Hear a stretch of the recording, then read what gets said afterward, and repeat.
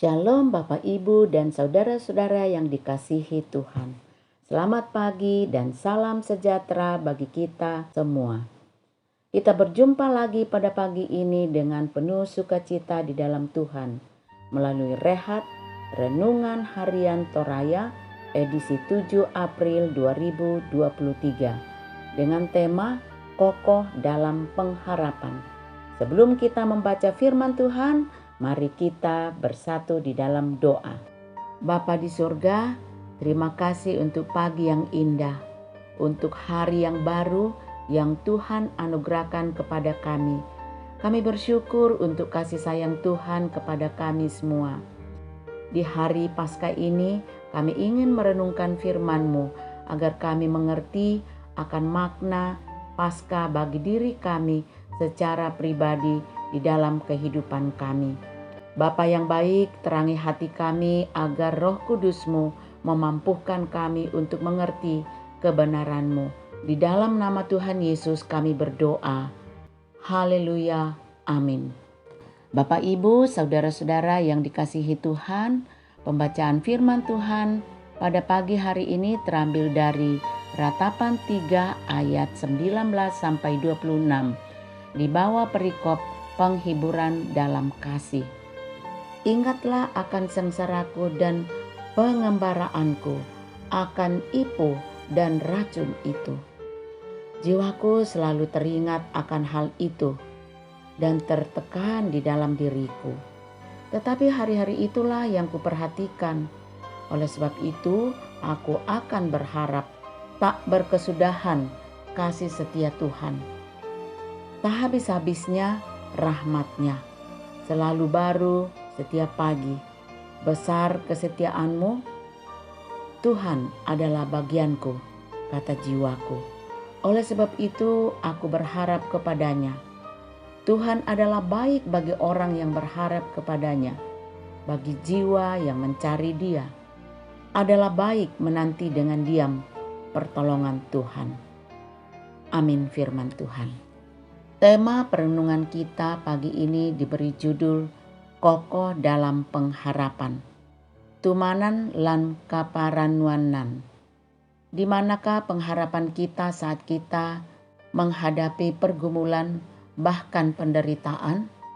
Pertanyaan ini penting untuk direnungkan, sebab banyak orang saat menghadapi pergumulan dan penderitaan akhirnya mengambil jalan pintas dan mengakhiri hidupnya dengan ungkapan keputusasaan. Untuk apa hidup kalau kehidupan hanya diselimuti penderitaan? Sebuah peristiwa yang menakutkan juga pernah dialami pemazmur. Ketika ia merasa terancam di tempat yang sunyi dan mencekam, ia berkata, "Aku melayangkan mataku di gunung-gunung. Dari manakah akan datangnya pertolonganku?" Namun karena ia tetap sadar sebagai orang yang benar-benar setia dan sungguh percaya akan kemahakuasaan Tuhan, lalu ia sendiri menjawab kekhawatirannya. Lalu dengan tegas ia mengatakan, "Pertolonganku ialah dari Tuhan yang menjadikan langit dan bumi." Yeremia yang meratapi karena penderitaan tetap kuat di dalam pengharapan kasih sayang Tuhan. Ia sadar bahwa konsekuensi dosa adalah hukuman. Namun dalam tindakan Allah menghukum juga diikuti dengan janji pembebasan jika umat-Nya kembali bertobat. Ada 3 hal yang menjadi kesaksian Yeremia. Pertama, ia yakin dengan iman bahwa Tuhan setia dan kesetiaannya tak berkesudahan. Kedua, selalu berharap kepada Tuhan karena Tuhan itu baik dan tetap setia pada orang yang selalu berharap padanya. Ketiga, adalah baik menantikan pertolongan Tuhan. Karena itu, janganlah kehilangan pengharapan. Pengharapan tidak mengecewakan, karena kasih Allah telah dicurahkan di dalam hati kita oleh Roh Kudus yang telah dikaruniakan kepada kita. Roma 5 ayat 5. Amin. Kita satu dalam doa syafaat dan syukur. Ya Allah Bapa kami yang di surga, kami berterima kasih untuk kedatangan-Mu ke dunia untuk kami, untuk kematian-Mu, untuk pengorbanan-Mu yang tidak sia-sia, dan untuk kebangkitan-Mu yang memberikan kami banyak pengharapan akan kebangkitan bersama dengan Engkau. Terima kasih atas pengajaran-Mu bahwa di dalam setiap keterpurukan dan permasalahan kami terus dan terus mengandalkan Engkau saja. Berkati kami Bapa, berkati hidup kami setiap hari, supaya di dalam kami menjalani hari-hari hidup kami senantiasa hidup untuk menyenangkan-Mu. Terima kasih untuk pengorbanan-Mu Tuhan Yesus. Engkau telah mati di kayu salib untuk menebus segala dosa-dosa kami, dan Engkau bangkit, menang atas maut, menjadi jaminan keselamatan hidup kekal bersama dengan Engkau.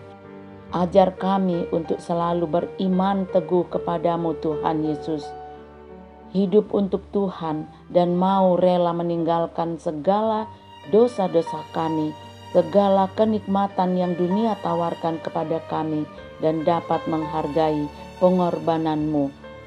Terima kasih Tuhan Yesus, pimpin dan berkati kami selalu di dalam setiap kehidupan hari-hari kami, baik sebagai ayah, sebagai ibu, sebagai pelajar, sebagai pekerja, agar kami dapat dimampukan untuk menjalani kehidupan kami seturut dengan kehendak Allah. Berkati kota kami di mana kami berada, berkati negara kami, pemerintah kami, agar kami senantiasa hidup aman di dalamnya.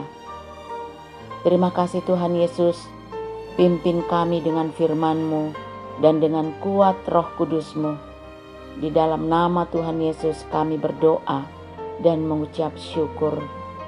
Amin.